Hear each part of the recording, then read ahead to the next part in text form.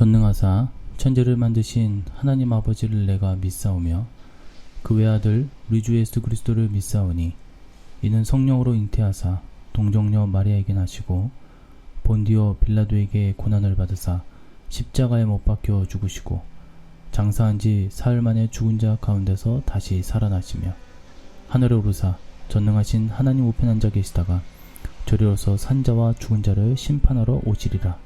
성령을 믿사오며 거룩한 공예와 성도가 서로 교통하는 것과 죄를 사하여 주시는 것과 몸이 다시 사는 것과 영원히 사는 것을 믿사옵나이다. 아멘. 열둘 중에 하나인 가룟 유다가 예수를 넘겨주려고 대제사장들에게 감해 그들이 듣고 기뻐하여 돈을 주기로 약속하니 유다가 예수를 어떻게 넘겨줄까 하고 그 기회를 찾더라. 아멘. 할렐루야. 오늘은 고난주간 이틀째 되는 날입니다. 지난 주일 종려주일로 예루살렘에 입성하고 그리고 저번 시간에 성전 척결을 하신 예수님의 모습을 보고 또 이제 두 번째는 가룟 유다의 배신이라는 제목으로 오늘 말씀을 나누어 보고자 합니다. 이 유다라는 이름은 이스라엘 사회에서 흔히 사용되는 이름입니다. 하나님을 찬양이라는 의미를 담고 있기 때문에 좋은 의미를 갖고 있죠. 그래서 많은 사람들이 쓰고 있습니다. 예수님의 12 제자 중에 한 사람도 유다였습니다. 가룟 유다라고 하고 우리는 이 이름을 잘 알고 있죠.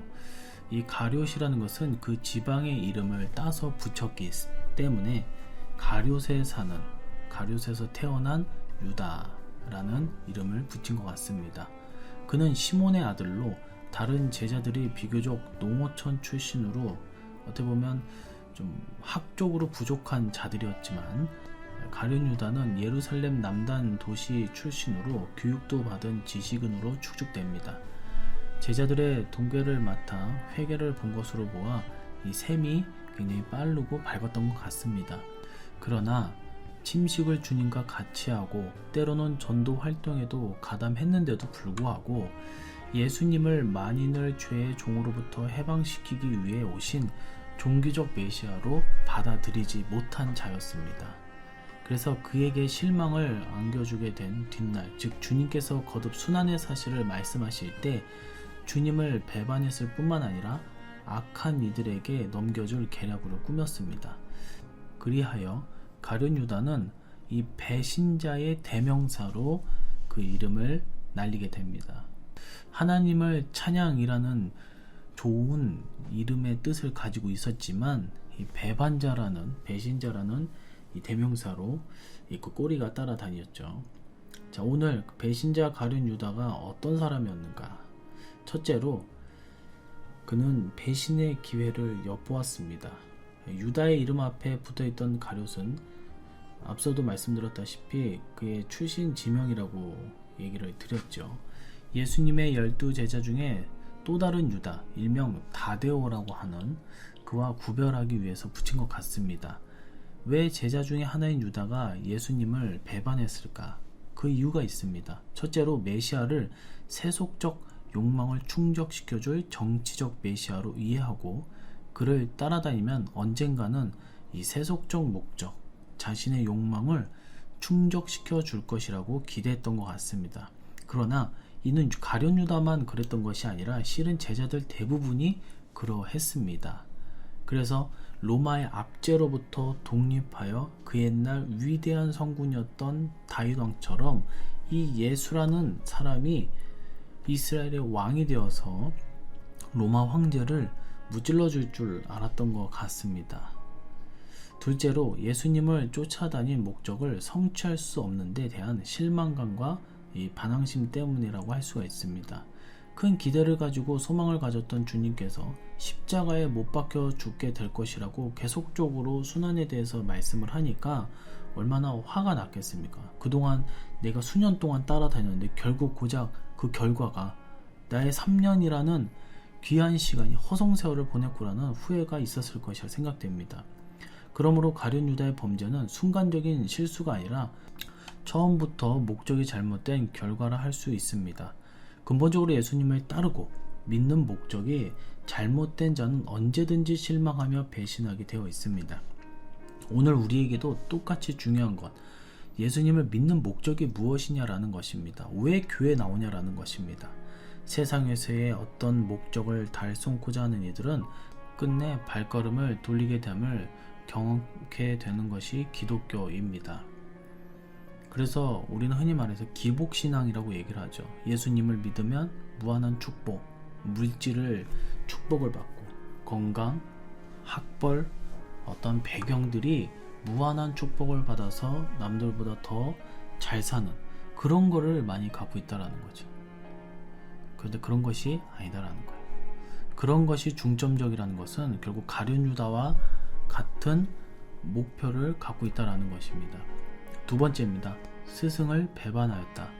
나사로의 누이인 마리아가 300데나리온에 해당하는 고가의 향유를 예수의 발에 붓고 머리털로 닦을 때 그녀의 행위를 비난하면서 이것을 팔아 가난한 자들에게 주었어야 했다라는 말은 마리아의 행위를 비난했습니다. 사도 요한은 가룟 유다를 가리켜 그는 돈괴를 맞고 거기 넣은 것을 훔쳐가는 도적이다 라고 요한복음 12장 6절에 기록하고 있습니다. 그러니까 어떻게 보면 좋은 말인 것 같죠. 그 비싼 거를 가난한 자들에게 판 것이 더 이익이다 라는 것이죠. 하지만 그 속에는 사단의 마음이 담겨져 있었다고 말씀하고 있었다라는 것입니다. 그 후에 기대했던 예수님에게 크게 실망한 그는 스승을 배반하여 악한들에게 넘겨주겠다고 약속을 하였고 넘겨줄 때 예수님에게 입을 맞추는 것으로 사인을 보낸다고 했습니다. 입맞춤은 유대인들에게 있어서 존경과 사랑을 표현하는 행위인데 가룟 유다는 이것을 역용하여 오히려 배반하는 데 사용했다라는 것이죠. 오늘날 우리들도 하나님의 은혜로 구속함을 받았으면서도 세상의 재물, 명예, 세상의 권력을 더 쫓고 사랑하면서 하나님의 뜻을 거스르는 그런 배신 행위를 하는 경우가 있다라는 것이죠. 디모데전서 6장 10절을 보면 돈을 사랑함이 일만하게 뿌리이며 탐심은 곧 우상숭배라 했습니다.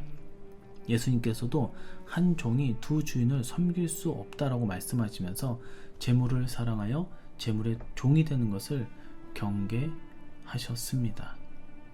사랑하는 성도 여러분, 오늘 우리는 이 배반자의 모습을 보았습니다.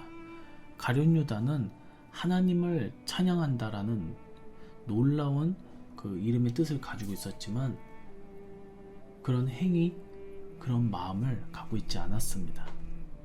그의 비전과 소망은 세상적인 것, 세속적인 그런 것들이었습니다.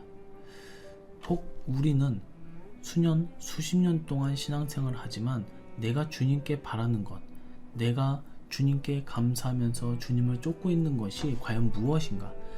만약 가룟 유다와 같은 그런 세속화되어 있는 소망을 품고 있다면 우리도 언제든지 유다처럼 배신할 수 있습니다.